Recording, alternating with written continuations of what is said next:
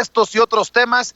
Le doy la bienvenida vía telefónica en vivo y en directo a la doctora Leticia Calderón Chelius, experta en asuntos migratorios e investigadora del Instituto Mora, para que nos hable como todos los martes, sin censura, de los temas más candentes. Doctora, le mando un abrazo, ¿cómo está?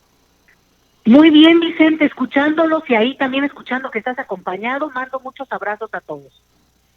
Oiga, doctora, a ver, la pregunta del millón. ¿Quiénes representan a la oposición? Porque, a ver, vamos a dejar las cosas en claro.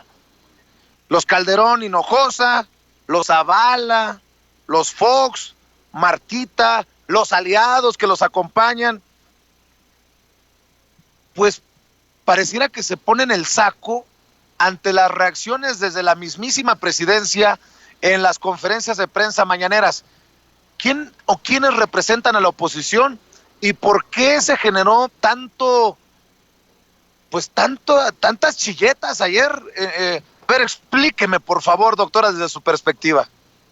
No, Vicente, pues sí es la pregunta la pregunta y la respuesta en todo caso del millón, pero yo creo que lo que sí vemos muy claramente es personajes que hacen de la oposición su obra de este momento, su trabajo cotidiano, y también lo que vemos es que buscan aglutinar a la mayoría de la oposición que está, pues, sin un sentido muy dirigido. Entonces lo que tenemos es efectivamente ahí a un Felipe Calderón, Margarita acompañándolo siempre, y ahora se suma su hijo, que resulta que no es tan pequeño, pero que también es bastante activo, y que es muy interesante porque ellos ya desde hace tiempo, ellos ya tocaron las mieles del poder, Vicente. Ellos saben de lo que están hablando, ellos tienen claridad en términos de lo que significa, digamos, lo que el poder realmente puede hacer, de lo que aún siendo presidente en un país con lo que significa la presidencia, puede o no mover. Entonces, realmente muchas de las exigencias que ellos hacen cuando dicen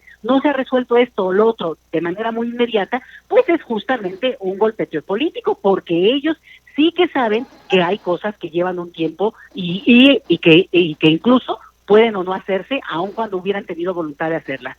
Entonces, ellos sí abanderan a un perfil, pero es muy interesante porque es un perfil que no puede estar en sintonía con otro tipo de opositores, porque realmente Felipe Calderón no goza de buena fama, y para muchos, aunque no tengan esta clara oposición contra él o una perspectiva así que lo ubique como un personaje nefasto, sí lo ubican como un personaje que ya fue presidente, que se salió del PAN, que tampoco abandera entonces al PAN o boicotea o ha dinamitado de alguna manera al propio PAN. Ellos no tuvieron esa capacidad de mantenerse unidos como partido y ahorita tendrían esa fuerza. Y por eso vemos un PAN tan desdibujado, Vicente. En el PAN lo que tú ves es a muchachos que nadie conocía, y que cuando hablan realmente no inspiran ni siquiera atractivo en términos de una oratoria que pudiera ser convincente, pues porque no tienen ese juego político. Y es muy interesante ver que no hay ningún político de alcurnia, digamos, para decirlo de esa manera, dentro del PAN, que diga, bueno, vamos dando la cara y dando esta imagen de este PAN que podría ser la oposición abierta, aglutinada. Y pues no. ¿Por qué? Porque realmente lo que tienes, decía yo, es estos chicos que dan la cara, y atrás podrá estar un Romero Hicks o por ahí algunos otros, pero no quieren estar al frente. No sé si les den un poquito de vergüenza, no sé cómo está esta cosa, pero al final tampoco acaban sentándose juntos y haciendo un partido que obviamente es el partido que más se opone y más abiertamente tiene una perspectiva, que es capaz de juntarse con quien sea, con sus archienemigos. Imagínate antes del PRI, bueno, supuestamente, ¿verdad?